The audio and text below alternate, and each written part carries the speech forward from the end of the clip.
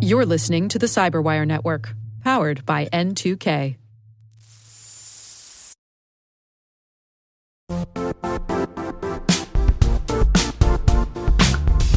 Quick question. Do your end users always work on company-owned devices and IT-approved apps? If the answer is no, then my next question is, how do you keep company data safe on all those unmanaged apps and devices? 1Password has an answer to this question: Extended Access Management. 1Password Extended Access Management helps you secure every sign-in for every app on every device, because it solves the problem traditional IAM and MDM can't touch. Check it out at onepassword.com/XAM. That's onepassword.com/XAM.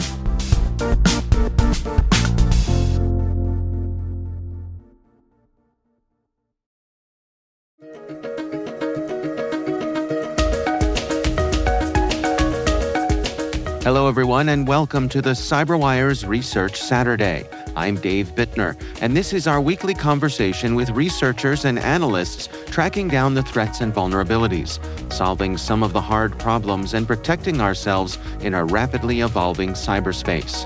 Thanks for joining us.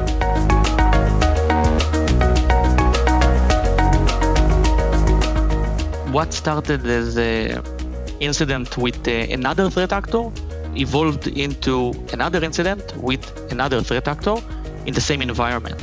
So it was an interesting turnout of events, I would say. That's Amnon Kushner, Director of Incident Response at Signia. The research we're discussing today is titled China Nexus Threat Group Velvet Ant Leverages a Zero-Day to Deploy Malware on Cisco Nexus Switches.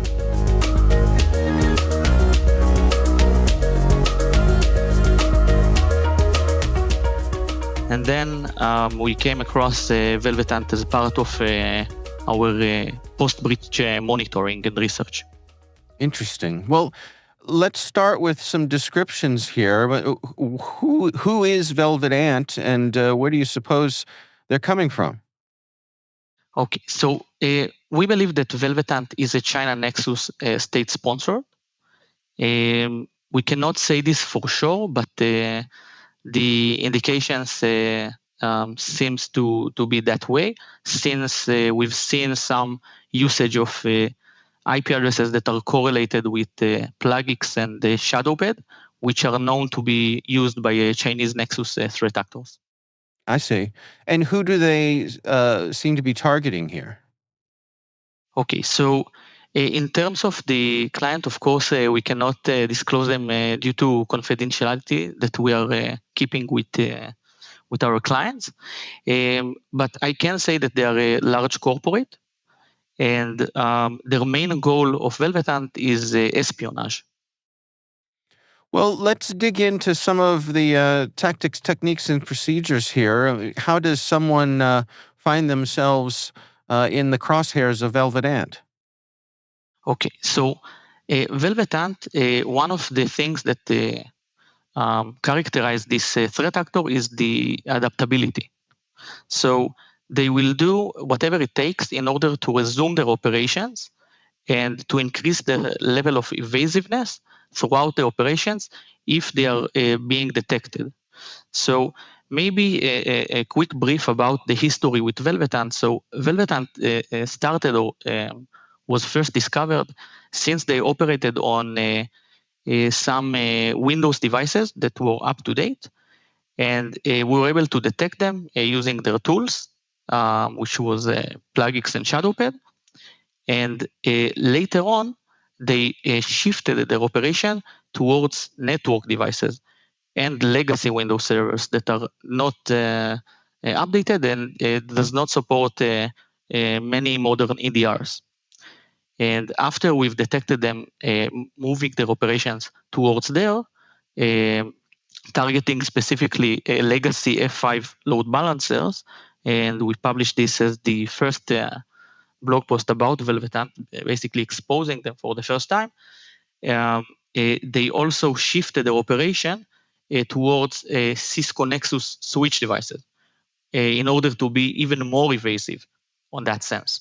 So they do have the ability to adapt, and they are very sophisticated to operate from legacy F5 load balancers, and the ability to exploit a 0-day on Cisco devices is something that we call it using the big guns. And this is definitely escalation in terms of their evasiveness and sophistication. And this is all to have their operation up and running. Well, your research goes into quite some detail about how they go after this Cisco switch appliance. Can you share some of the details there? What exactly did they do? Yes. So if we're taking into consideration the operation on the Cisco Nexus switch devices, so we've seen them basically leveraging a 0-day exploitation of the type of command injection in order to shift between the NXOS level, which is the Cisco operating system, towards the Linux underlay. The way that the Cisco Nexus switch devices are built, and specifically the N7K in that case, is that there is the OS level that Cisco provides, which the user interacts in order to manage the switch, which is called the NXOS. And then there is the Linux underlay, which is running this NXOS. And what they did is using 0-day in order to, you can call it either jailbreak or escape the context of the NXOS, and then be able to execute code freely on the Linux underlay. After they achieved this capability to execute code on the Linux level, then they deployed a malware that is comprised of two open source tools in order to have the ability to perform a remote code execution without the need of authenticating to the Nexus device, and B, to tunnel their traffic from or via the Nexus device itself. This is the high level of it. And when we are talking about the malware itself, as we call it, Velvet Shell insignia, this is a malware that comprised of these two open source tools. One is called TinyShell, and the other is called TreeProxy.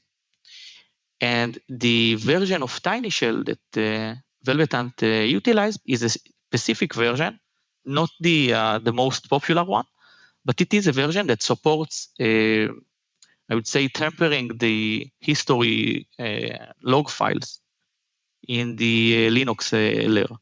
So basically, whenever they will execute a command via the malware, it will not be recorded on the Linux. So it's another way of keeping the operation hidden from eyesight.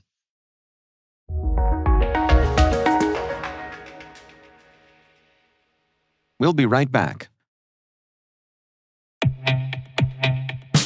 Around every entry point and every clever attacker, Vectra sees the attacks others can't. How? Vectra has AI on it. Vectra's AI attack signal intelligence tells security teams where to focus, what matters. It wades through thousands of individual threat events so you don't have to. Attackers infiltrating your network? Vectra has AI on it. Attackers compromising your identities? Vectra has AI on it. Vectra AI, the integrated signal powering your XDR. Visit vectra.ai/showme to learn more. That's vectra.ai/showme to learn more.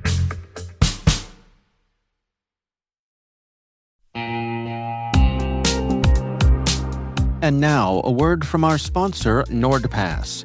NordPass is an advanced password manager from the team behind NordVPN, designed to help keep your business safe from data leaks and cyber threats. It gives your IT professionals control over who has access to your company's data and makes it easy for everyone else on your team to use strong passwords. Right now, you can go to www.nordpass.com/cyberwire for 35% off the NordPass Business Yearly Plan. Don't miss out on that.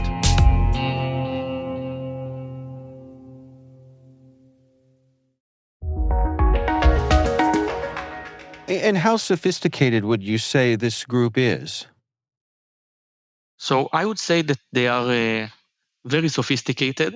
Um, and given the fact that they will utilize the zero-day on a Nexus device, which is something that is very uncommon, we need to say here that the Nexus device or Nexus switch device is not the day-to-day switch that you will have in your home.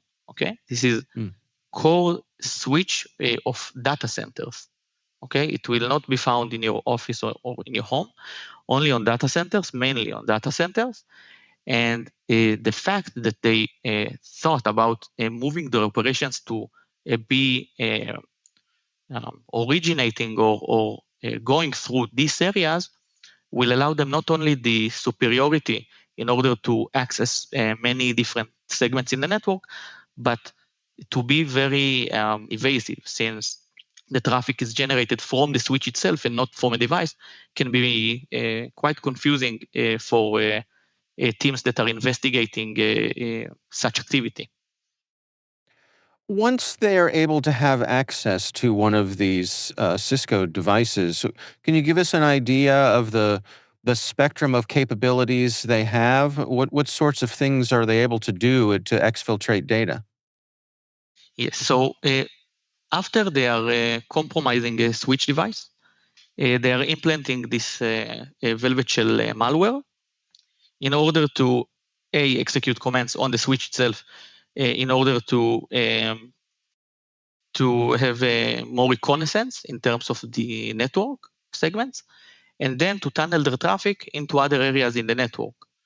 From there, they can either try to compromise other machines or devices in the network in order to collect data from them, or even have another stronghold in the network, or they can access all kind of potential objectives that they have in the application level and generate such traffic.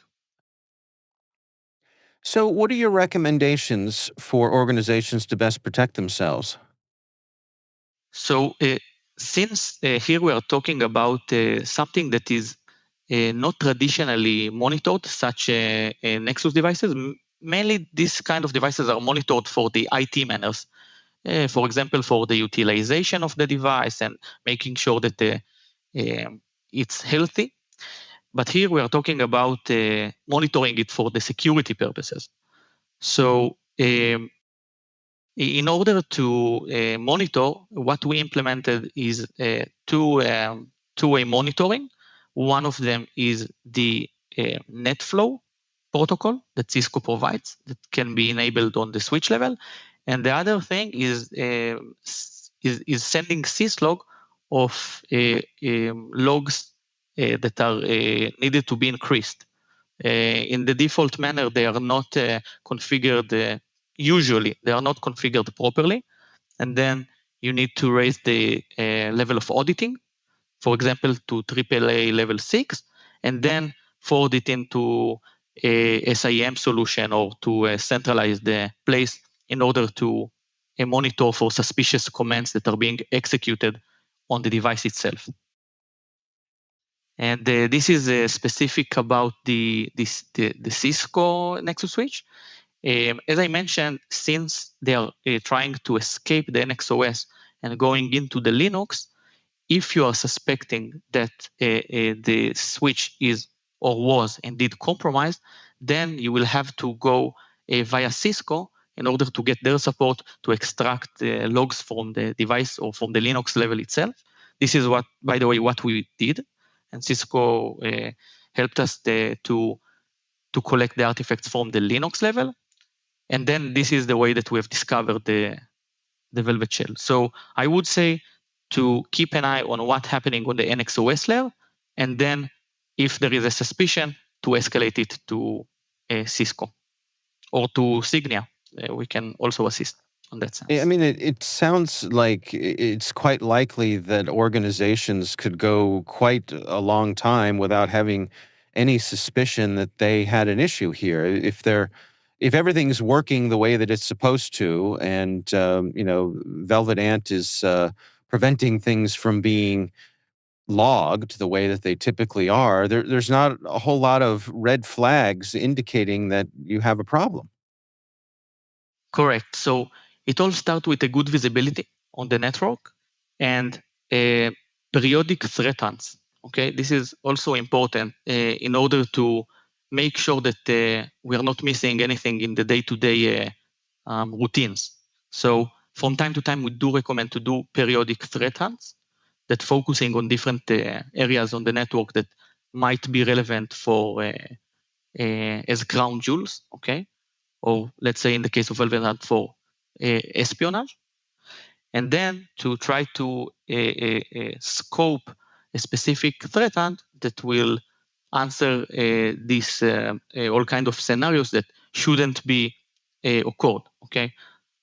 For example, in the case of detecting Velvet Hunt operating from the Cisco Nexus switch, we had a different means of monitoring in other places in the network, and therefore we were able to caught this very unusual activity. All right. Well, I think I have everything I need for our story here. Is there anything I missed? Anything I haven't asked you that you think it's important to share? So just maybe a word for the public. We believe that Insignia, we believe that sharing is caring, and this is a very, I would say, effective way to fight cybercrime around the world. And this is why we are also sharing whatever we can about Velvet Ant and other threat actors in general. So we really encourage the rest of the community to follow this standard. And if you have suspicions that any suspicion that Velvet Ant is targeting you or have seen any of these IOCs, we really recommend to contact us since we have the expertise and knowledge with Velvet Ant and similar actors.